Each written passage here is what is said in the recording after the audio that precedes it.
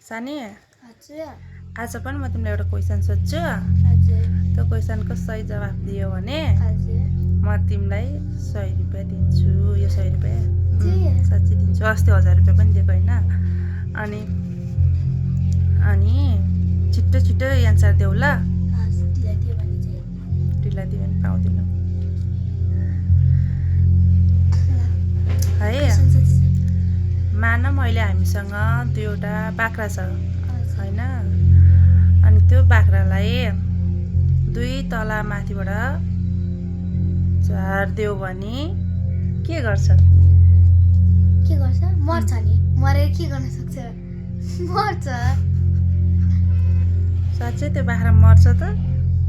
फेरि भन्छ कसम हामीसँग 2वटा बाख्रा छ त्यो बाख्रालाई 2 तला माथिबाट झारिदियो भने के हुन्छ हामीसँग 2वटा बाख्रा छ त्यो बाख्रालाई 2 तला 2 तला माथिबाट झारिदियो भने 2 अनि तला 2 अनि तला 2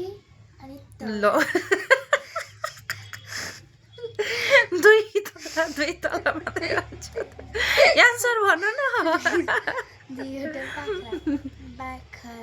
बाख्रा चाहिँ कहाँबाट आयो मैले किनेर ल्याएको क्या 2वटा बाख्रा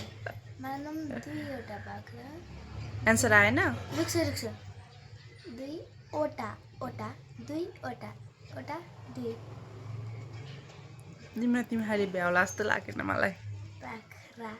बाख्रा थियो फेरि भन्छु क्वेसन तिमीले एन्सर मिलाउला जस्तो लागेन पहिला 100 रुपैयाँ मेरो साथमा मेरो के सही पहिला त्यो भन्छ न हामीसँग 2वटा बाख्रा छ होइन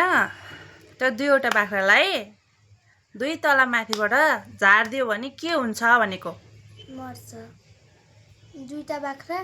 मरेपछि हामीले पकाएर खान्छ अबे ओ दिवाली की फुलझड़ी जला डालूंगा अभी के हुन्छ त गाइस 2 तला माथिबाट झारिदियो भने के हुन्छ एन्सर भन्नु है नानीले त मिलाउन सकिन यो 100 रुपैयाँ पनि हजुरहरूलाई नै दिन्छु म अनि हजुरहरूले एन्सर मिलाउनु भयो भने